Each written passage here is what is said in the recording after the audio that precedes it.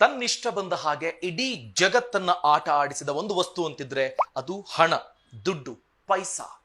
ಯುದ್ಧಗಳು ನಡೆದಿವೆ, ಕ್ರಾಂತಿ ನಡೆದಿದೆ. ಬಡತನ ಅನ್ನೋದು ಈ ದುಡ್ಡಿನ ವಿಚಾರವಾಗಿನೇ, ಅದರ ಒಂದು ರಿಸಲ್ಟ್ ಆಗಿನೇ ನಾವು ಕಾಣ್ತಾ ಇದ್ದೀವಿ. ನಮ್ಮ ಸೋಷಿಯಲ್ ಸ್ಟೇಟಸ್ ಅನ್ನ ಡಿಫೈನ್ ಮಾಡೋದು ಹಣ. ಈ ಹಣದ ಮೂಲ ಅಂತ ನಾವು ನೋಡ್ಕೊಂಡ್ರೆ ಆರಂಭಿಕ ದಿನಗಳಲ್ಲಿ ಬಾರ್ಟರ್ ಸಿಸ್ಟಮ್ ಇರ್ತಿತ್ತು.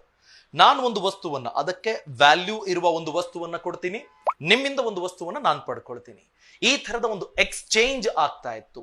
ಹಣಕ್ಕೆ ಇದ್ದ ಮೌಲ್ಯ ಅಥವಾ ಮೌಲ್ಯವನ್ನೇ ಹಣವನ್ನಾಗಿ ನಾವು ಟ್ರಾನ್ಸಾಕ್ಟ್ ಮಾಡ್ಕೊಳ್ತಿದ್ವಿ.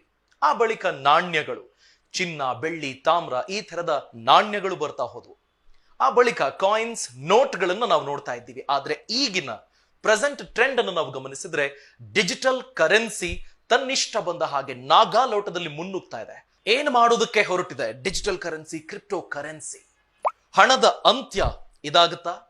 ಇದರ ಮೇಲಿನ ಹೂಡಿಕೆಯಾಗೆ ಉಳ್ಕೊಳ್ಳುತ್ತಾ ಅಥವಾ ಜೂಜಾಟವಾಗಿ ಪರಿಗಣಿಸಲ್ಪಡ್ತಿದ್ಯಾ? ನಮಸ್ಕಾರ, ನಾನು ಅಭಿಷೇಕ್ ರಾಮಪ್ಪ. ನಿಮ್ಮನ್ನ ನಾನೊಂದು ಸ್ಟ್ರಾಂಗ್ ಲಾಕರ್ನ ಮುಂದೆ ಕರ್ಕೊಂಡು ಹೋಗಿ, ಈ ಲಾಕರ್ ಯಾರಿಂದಾನೂ ತೆಗೆಯೋದಕ್ಕಾಗೋದಿಲ್ಲ, ಆದ್ರೆ ಇದರಲ್ಲಿ ತುಂಬಾ ವ್ಯಾಲ್ಯೂಯಬಲ್ ವಸ್ತು ಇದೆ, ಚಿನ್ನ ಬೆಳ್ಳಿಗಿಂತ ಬಹು ಇಂಪಾರ್ಟೆಂಟ್ ವಸ್ತು ಇದೆ ಅಂತ ಹೇಳಿ ನಿಮಗೆ ಅದಕ್ಕೆ ಬಿಡ್ ಮಾಡೋದಕ್ಕೆ ಹೇಳಿದ್ರೆ ನೀವು ಬಿಡ್ ಮಾಡ್ತೀರಾ? ಸ್ಟ್ರಾಂಗ್ ಲಾಕರ್ ಅನ್ನೋ ಕಾರಣಕ್ಕಾಗಿ ಅದಕ್ಕೆ ಮೌಲ್ಯ ಇದೆ ಅಂತ ಅಂದುಕೊಳ್ತೀರಾ? ಆ ಲಾಕರ್ನ ಒಳಗಡೆ ಏನಿದೆ ಅನ್ನೋದನ್ನ ಗೊತ್ತಿಲ್ಲದೆ ನೀವು ಟ್ರಾನ್ಸಾಕ್ಟ್ ಮಾಡೋದಕ್ಕೆ ಸಾಧ್ಯನಾ?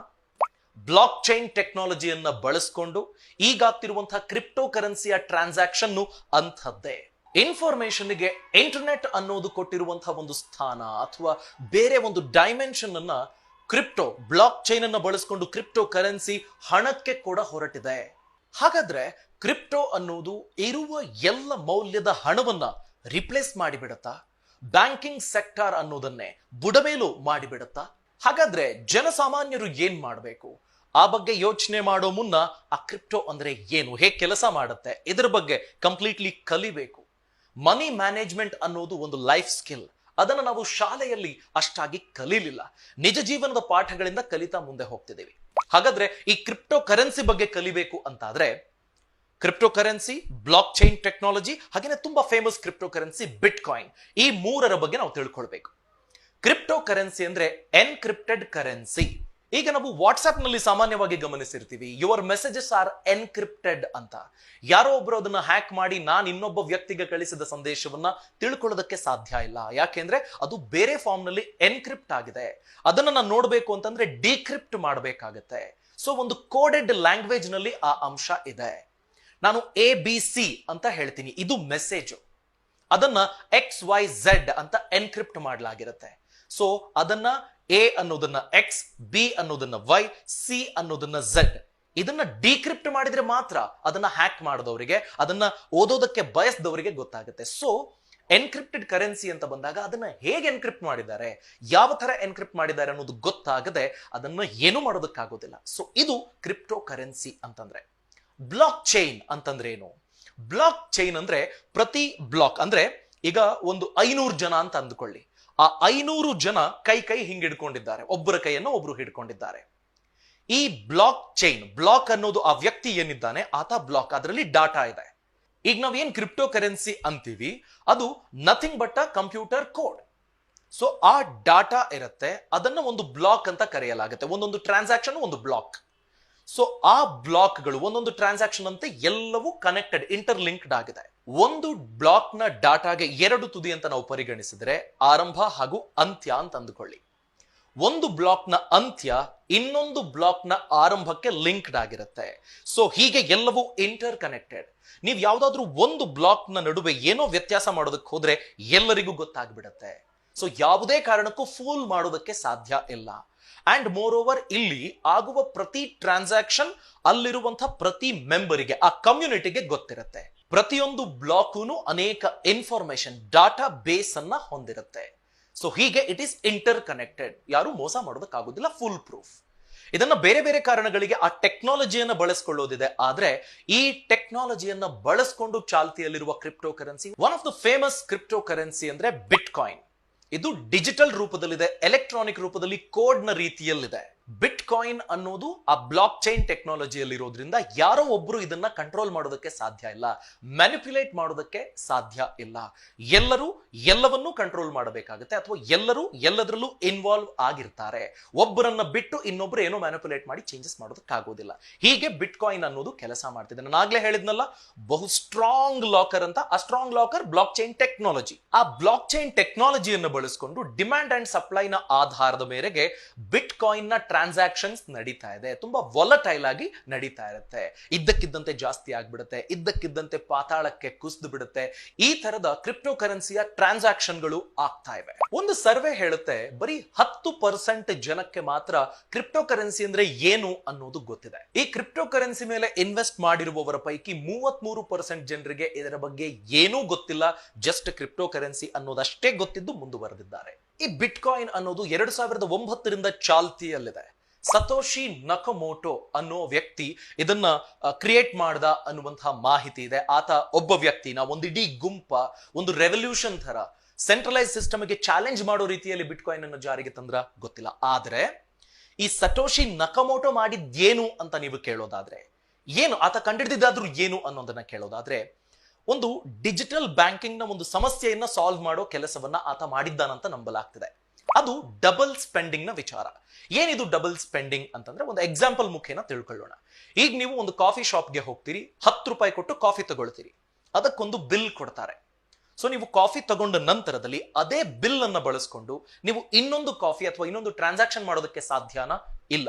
ಅದೇ ನೀವು ಆ 10 ರೂಪಾಯಿಯನ್ನ ಡಿಜಿಟಲ್ ಮಾರ್ಗದ ಮುಖೇನ ಟ್ರಾನ್ಸಾಕ್ಟ್ ಮಾಡುವ ಪ್ರಯತ್ನವನ್ನ ಮಾಡಿದ್ರೆ, ಮ್ಯಾನಿಪ್ಯುಲೇಷನ್ ಮುಖೇನ ಟೆಕ್ ಸ್ಯಾವಿ ಇರುವಂತವರು ಅದನ್ನ ಪದೇ ಪದೇ ಬಳಸಿಕೊಳ್ಳಬಹುದು. ಬೇರೆ ಬೇರೆ ವ್ಯಾಲ್ಯೂಗೆ ಆ 10 ರೂಪಾಯಿಯನ್ನ ಹಲವು ಬಾರಿ ಅವರು ಬಳಸಿಕೊಳ್ಳಬಹುದು, ಟ್ರಾನ್ಸಾಕ್ಷನ್ ಆಗುತ್ತೆ. ಇದು ಡಬಲ್ ಸ್ಪೆಂಡಿಂಗ್. ಇಂಥ ಸಮಸ್ಯೆಗೊಂದು ಪರಿಹಾರ ಕಂಡು ಹಿಡಿಯುವಂತಹ ಟೆಕ್ನಾಲಜಿಯನ್ನ ಹೊರತರಲಾಗಿತ್ತು. ಈಗ ನೋಡಿ, ನೀವು ನಮ್ಮ ಬ್ಯಾಂಕಿಂಗ್ ಸಿಸ್ಟಮ್ ನಲ್ಲಿ ನಾನು ಒಂದು ಟ್ರಾನ್ಸಾಕ್ಷನ್ ಅನ್ನ ಮಾಡಬೇಕು ಅಂತ ಆದಾಗ ಬ್ಯಾಂಕ್ ಅದನ್ನ ಮಧ್ಯದಲ್ಲಿ ಕಂಟ್ರೋಲ್ ಮಾಡುತ್ತೆ. ಅಂಡ್ ಮೋರ್ ಓವರ್ ಅದಕ್ಕಂತ ಅವರು ಕಮಿಷನ್ ತಗೊಳ್ತಾರೆ. ಆದ್ರೆ ಬಿಟ್ ಕಾಯಿನ್ ನಲ್ಲಿ ಯಾರೂ ಸಹ ಆ ತರದ ಒಂದು ಕಂಟ್ರೋಲ್ ಅನ್ನ, ಥರ್ಡ್ ಪಾರ್ಟಿ ಕಂಟ್ರೋಲ್ ಅನ್ನ ಎಸ್ಟಾಬ್ಲಿಷ್ ಮಾಡೋದಕ್ಕಾಗಿಲ್ಲ. ಈ ತರದ ಒಂದು ಸರ್ವಿಸ್ಗೆ ಇಷ್ಟು ಕಮಿಷನ್, ಯಾವುದೇ ಗವರ್ಮೆಂಟ್, ಬ್ಯಾಂಕ್ ಅಥವಾ ಯಾವುದೇ ಸಂಸ್ಥೆ ಆ ತರ ಒಂದು ಫೀಸ್ ಅನ್ನ ಚಾರ್ಜ್ ಮಾಡೋದಕ್ಕೂ ಸಾಧ್ಯ ಆಗಿಲ್ಲ. ಅದು ಬಿಟ್ ಕಾಯಿನ್ ಕೆಲಸ ನಿರ್ವಹಿಸುತ್ತಿರುವ ಪರಿ. ಎಷ್ಟು ತಿಳ್ಕೊಂಡ ಮೇಲೆ ಇಲ್ಲಿನ ಪ್ರಮುಖ ಸಮಸ್ಯೆಗಳನ್ನು ನಾವು ಅರ್ಥ ಮಾಡ್ಕೊಳ್ಬೇಕು. ಮೊದಲನೇದು ಫ್ಲಕ್ಚುಯೇಷನ್. ಇಲ್ಲಿ ನೀವು ಮಾಡುವ ಯಾವುದೇ ಟ್ರಾನ್ಸಾಕ್ಷನ್ ಒನ್ಸ್ ಮಾಡಿದ ಮೇಲೆ ರಿವರ್ಸ್ ಮಾಡೋದಕ್ಕೆ ಸಾಧ್ಯನೇ ಇಲ್ಲ. ನೀವು ಟ್ರಾನ್ಸಾಕ್ಷನ್ ಕ್ಯಾನ್ಸಲ್ ಮಾಡೋದಕ್ಕಾಗೋದಿಲ್ಲ. 10 ರೂಪಾಯಿ ಹಾಕಿದ್ರೆ ಮುಗೀತು. ಆ 10 ರೂಪಾಯಿ ಏನಾಗುತ್ತೆ ಅನ್ನೋದು ನಿಮ್ಮ ಕಂಟ್ರೋಲ್ ನಲ್ಲಿ ಇರೋದಿಲ್ಲ. ಏಪ್ರಿಲ್ 13ನೇ ತಾರೀಕು $63,000, ಹತ್ತತ್ರ 47 ಲಕ್ಷ ಮೌಲ್ಯದ್ದಾಗಿತ್ತು ಒಂದು ಬಿಟ್ ಕಾಯಿನ್. ಏಪ್ರಿಲ್ 23ಕ್ಕೆ ಆ ಮೌಲ್ಯ $50,000 ಬಂತು. ಅಂದ್ರೆ ಹತ್ತತ್ರ ಒಂದು 35 ಲಕ್ಷದ ಮೌಲ್ಯ ಆಗಿತ್ತು. ಸೊ ಇದು ಲಾ ಆಫ್ ಡಿಮ್ಯಾಂಡ್ ಅಂಡ್ ಸಪ್ಲೈನ ಮೇಲೆ ಕೆಲಸ ಮಾಡುತ್ತೆ. ಯಾವಾಗ ಜನ ಇದರ ಬೆಲೆ ಜಾಸ್ತಿ ಆಯ್ತು, ನಾನು ಇದನ್ನ ಮಾರಾಟ ಮಾಡಬೇಕು, ಎನ್ಕ್ಯಾಶ್ ಮಾಡ್ಕೊಳ್ಬೇಕು ಅಂತ ಅಂದ್ಕೊಳ್ತಾರೆ, ಮಾರಾಟ ಮಾಡೋದಕ್ಕೆ ಟ್ರೈ ಮಾಡ್ತಾರೆ. ಆಗ ಅದಕ್ಕೆ ಡಿಮಾಂಡ್ ಕಡಿಮೆ ಇರುತ್ತೆ, ಬಯರ್ಸ್ ಜಾಸ್ತಿ ಇರೋದಿಲ್ಲ. ಆಗೇನಾಗುತ್ತೆ, ಆಟೋಮ್ಯಾಟಿಕಲಿ ಬೆಲೆ ಕಡಿಮೆ ಆಗುತ್ತೆ. ಹೀಗೆ ಡಿಮ್ಯಾಂಡ್ ಅಂಡ್ ಸಪ್ಲೈನ ಆಧಾರದ ಮೇರೆಗೆ ಅದರ ಫ್ಲಕ್ಚುಯೇಷನ್ಸ್ ಆಗ್ತಾ ಇರುತ್ತೆ. ಇದು ಯಾರ ಕಂಟ್ರೋಲ್ ನಲ್ಲೂ ಇಲ್ಲ. ಎರಡನೆಯ ವಿಚಾರ ಸೆಕ್ಯೂರಿಟಿ. ನಾನಾಗ್ಲೇ ಹೇಳಿದೆ, ಇದೊಂದು ಕಂಪ್ಯೂಟರ್ ಕೋಡ್. ಸೊ ಅದನ್ನ ಸ್ಟೋರ್ ಮಾಡಿರ್ತಾರೆ ಡಾಟಾ ರೂಪದಲ್ಲಿ. ಆ ಡಾಟಾವನ್ನ ಸ್ಟೋರ್ ಮಾಡೋದಕ್ಕೆ ನೀವು ಒಂದು ಹಾರ್ಡ್ ಡಿಸ್ಕ್, ಕಂಪ್ಯೂಟರ್ ಅನ್ನು ಬಳಸ್ಕೊಳ್ಳೋದಾದ್ರೆ, ಒಂದು ವೇಳೆ ಅದನ್ನ ಹ್ಯಾಕ್ ಮಾಡಿದ್ರೆ ಅಥವಾ ಕದ್ದು ಬಿಟ್ರೆ ಏನ್ ಮಾಡೋಕ್ಕಾಗತ್ತೆ ಅನ್ನೋ ಪ್ರಶ್ನೆಗೆ ಸ್ಪಷ್ಟ ಉತ್ತರ ಇಲ್ಲಿವರೆಗೆ ಸಿಕ್ಕಿಲ್ಲ. ಅಂಡ್ ಮೋರ್ ಓವರ್ 4,000ಕ್ಕೂ ಹೆಚ್ಚು ಕ್ರಿಪ್ಟೋ ಕರೆನ್ಸಿಗಳಿದ್ದಾವೆ. ಈ ಟೆಕ್ನಾಲಜಿ ಓಪನ್, ಯಾರು ಬೇಕಾದ್ರೂ ಇದರಲ್ಲಿ ಭಾಗಿಯಾಗಬಹುದು. ಇದು ಒಂದು ಓಪನ್ ಟೆಕ್ನಾಲಜಿ. ಯಾರು ಬೇಕಾದ್ರೂ ಇನ್ನೊಂದು ಕ್ರಿಪ್ಟೋ ಕರೆನ್ಸಿಯನ್ನ ಕ್ರಿಯೇಟ್ ಮಾಡಿಕೊಳ್ಳಬಹುದು. ನಿಮಗೆ pear coin, light coin, ಡೋಜ್ coin, ripple, ಈ ತರ ಅನೇಕ ಕ್ರಿಪ್ಟೋ ಕರೆನ್ಸಿಗಳು ತಲೆ ಎತ್ತಿಬಿಟ್ಟಿವೆ. ನೀವೇ ಯೋಚನೆ ಮಾಡಿ, ಇಲ್ಲಿ ಯಾವ ಮೌಲ್ಯದ ಆಧಾರದ ಮೇರೆಗೆ ಒಂದು ಬಿಟ್ ಕಾಯಿನ್ಗೆ 47 ಲಕ್ಷ, 30 ಲಕ್ಷ ಅಂತ ಬರ್ತಿದೆ. ನಾನೀಗ 10,000 ರೂಪಾಯಿ ಕೊಟ್ರೆ 1-1.5 ಗ್ರಾಮ್ ಚಿನ್ನ ಸಿಗಬಹುದು ನನಗೆ, ಅಥವಾ 2 ಗ್ರಾಮ್ ಚಿನ್ನ ಅಂದ್ಕೊಳ್ಳಿ. ಸೊ ನಾನು ಏನಕ್ಕೂ ಪೇ ಮಾಡ್ತಿದ್ದೀನಿ, ಅದಕ್ಕೊಂದು ವ್ಯಾಲ್ಯೂ ಇದೆ.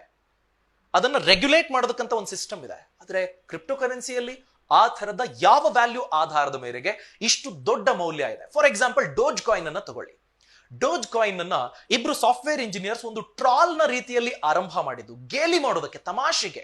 ಏಪ್ರಿಲ್ 20ನೇ ತಾರೀಕು ಡೋಜ್ ಕಾಯಿನ್ ನ ಒಟ್ಟಾರೆ ಮೌಲ್ಯ ಅಂತ ನಾವು ಗಮನಿಸಿದ್ರೆ $50 ಬಿಲಿಯನ್ ಆಗಿತ್ತು. ಯಾವ ಆಧಾರದ ಮೇರೆಗೆ? ಇದು ಒಂದು ಟ್ರೆಂಡ್. ಜನ ಇಲ್ಲೇನೋ ವ್ಯಾಲ್ಯೂ ಇದೆ, ಇದು ಪಿಕಪ್ ಆಗುತ್ತೆ ಅನ್ನೋ ನಂಬಿಕೆಯ ಆಧಾರದ ಮೇರೆಗೆ ಇನ್ವೆಸ್ಟ್ ಮಾಡ್ತಾ ಹೋಗ್ತಾರೆ.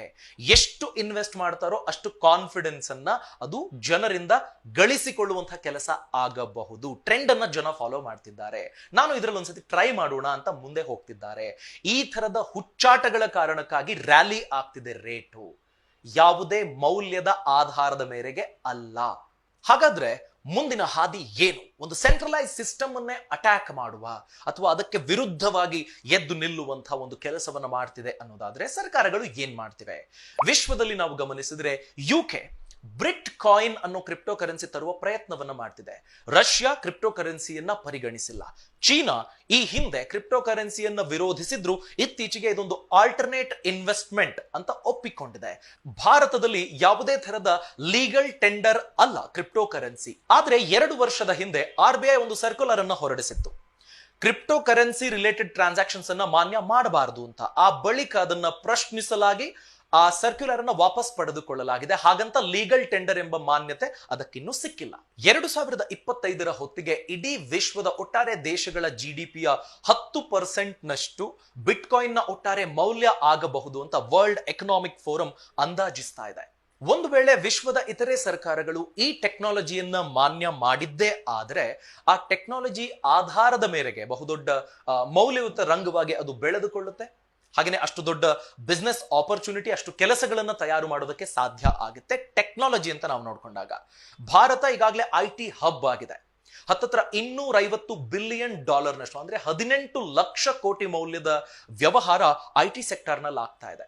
ಒಂದು ವೇಳೆ ವಿಶ್ವ ಈ ಟೆಕ್ನಾಲಜಿಯನ್ನ ಮಾನ್ಯ ಮಾಡಿ ಮುಂದಡಿ ಇಡಬೇಕು ಅಂತ ಡಿಸಿಷನ್ ಅನ್ನ ಕೈಗೊಂಡಿದ್ದೇ ಆದ್ರೆ ಭಾರತದ ಮಟ್ಟಿಗೆ ನಾವು ನೋಡುವಾಗ ಟೆಕ್ನಾಲಜಿಯ ಆಧಾರದ ಮೇರೆಗೆ ಇನ್ನೊಂದು $200 ಬಿಲಿಯನ್ ಮೌಲ್ಯದ ಸರ್ವಿಸ್ ಅನ್ನ ಕೊಡೋದಕ್ಕೆ ಇನ್ನಷ್ಟು ಅವಕಾಶಗಳು ತೆರೆದುಕೊಳ್ಳಬಹುದು. ಅದು ಆಲ್ಮೋಸ್ಟ್ ಒಂದು 15 ಲಕ್ಷ ಕೋಟಿ ಆಗುತ್ತೆ. ಆದ್ರೆ ಯಾರ ಕಂಟ್ರೋಲಿಗೂ ಸಿಗದ ಒಂದು ವೇಳೆ ನಾನು ಹಣವನ್ನ ಹಾಕಿದ್ರೆ ಅದು ಏನಾಯ್ತು ಅನ್ನೋದನ್ನ ಟ್ರೇಸೇ ಮಾಡೋದಕ್ಕಾಗದಂತಹ ಒಂದು ವ್ಯವಸ್ಥೆ ಬೇಕಾ ಅನ್ನೋದ್ರ ಬಗ್ಗೆ ನಾವು ಯೋಚನೆ ಮಾಡಬೇಕಾಗುತ್ತೆ. ಯಾಕೆಂದ್ರೆ ಕರ್ನಾಟಕದಲ್ಲೇ ನಡೆದ ಒಂದು ಘಟನೆ ನಮ್ಮ ಕಣ್ಣು ತೆರೆಸಬೇಕಾಗತ್ತೆ.